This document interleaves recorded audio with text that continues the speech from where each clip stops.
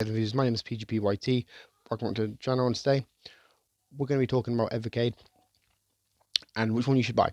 Now, this obviously I see a lot of discourse on Twitter and on the Facebook groups about people who only bought a handheld or they've only bought a VS and they don't know which one is better and which one is for them, or they want to get into Evercade and they're not entirely sure which one to get. And this video is just going to explain that for you. So, as you can see, you have my entire collection here. I've got the VS, the standard one, obviously. I haven't got the Founders Edition, and I've got the basic, handheld, which basically every Evercade collector has. Now, what we got to consider is the different purposes of each game, or of each system. With the handheld, obviously, you buy a PSP or a PS Vita or a Game Boy Advance back in the day. You would buy the Evercade handheld to play games on the go, play them portably, whether that be on a flight, a long car ride, whether you play it on the beach, somewhere where you're not at home and you're not wired to a TV, which even though it has that capability where you can plug in a little HDMI cable to a TV, the main purpose of the Evercade handheld is to play it portably and on the go when you're not home and you can't connect to a TV. Whilst the VS, there's a big difference with the VS. Obviously, the VS is a home console, so it's designed to be plugged into a TV or a monitor to play games, and that's what you got to consider. Now, obviously, many people know me know that I feature my handheld in a lot of videos because I prefer handheld gaming, console gaming, because it's more convenient, when you're on the go, long rides, long trips and whatnot. And I haven't got much time to really play my consoles, so I prefer to play games on handheld. Now, something else we've got to consider the VS is the multiplayer capabilities. So if you want to play like Worms, right, against your brother or your son or your daughter or your uncle or whoever lives with you, with maybe some of your friends, your roommate, you know, the VS is obviously the right choice because you can't connect the Evercade handheld to another Evercade handheld. There's no Wi-Fi connectivity. There's no link cable, nothing like that. So what you need to do is, if you want to play the games, or the few games that are multiplayer, you've got to play them on the VS. We can play them with your friends, and that's games like Super Skid Marks, the Worms games, Double Dragon, I believe, as multiplayer. I know there's a large number of games on Evercade that has multiplayer. It's just I don't really play them because I don't really play multiplayer games on Evercade. So that's what you've got to consider with these collections is some of them are exclusive to the handheld. Now, when it comes to the games, obviously, most collectors know the Namco ones. So Namco 1, Namco 2 won't work on the VS.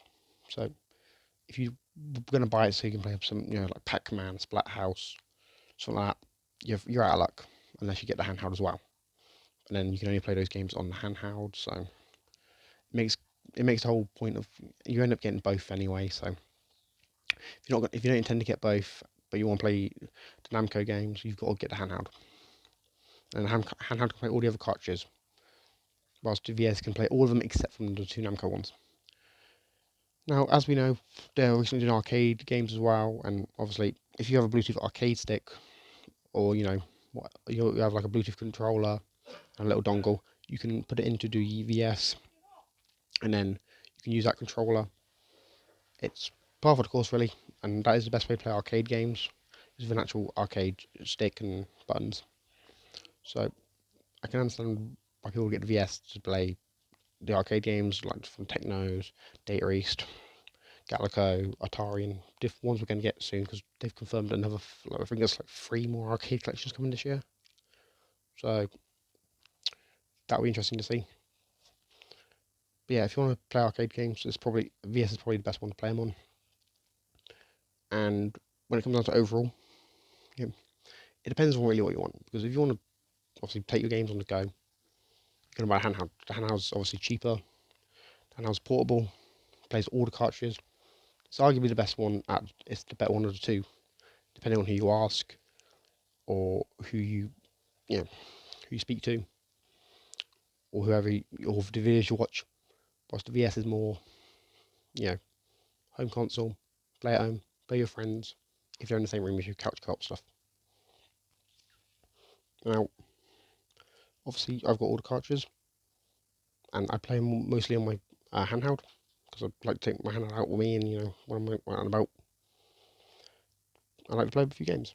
Yeah, it's quite simple, and I've always done that. I've got like 5 other handhelds, in like a PSP, PS Vita, Switch Lite, Game Boy Advance, Nintendo DS.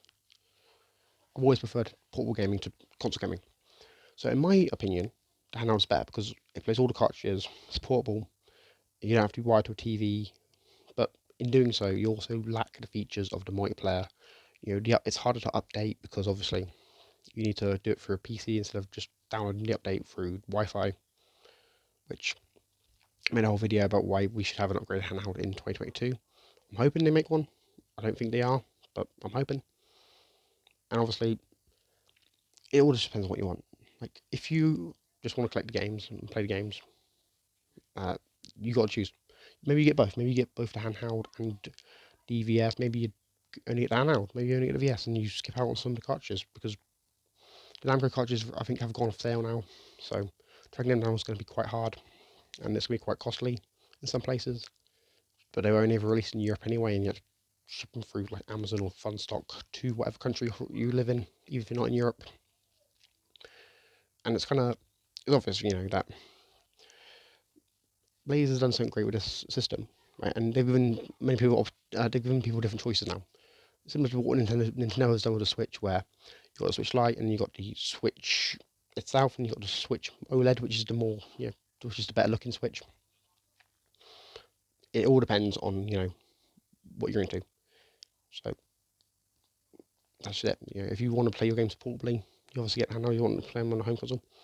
You want to get the VS. But what's kind of unique and what's great about about the Evercade ecosystem, is if you save a game on the handheld, you can put that same cartridge, barring an Namco cartridge, into the VS, and it loads the same save state, which is great. Which is great if you get both, and you want to, beat, Double Dragon, Double Dragon 2, the arcade game, on the go, and then obviously when you get home you can finish it off. And if you get stuck on it, when you team up with your friends or something, there you go, boom. Anyways, what do you think? What do you think is better, the Evercade VS, the Evercade handheld? Let me know in the comments down below. And recently, today Blaze put up a banner thing or a roadmap showing like they've got like 6 more cartridges to announce this year. So let me know what you think those cartridges are in the comments down below. I'll probably make a video guessing what they are, trying to like at least get one right. Yeah, I'll catch you on the next episode. Peace.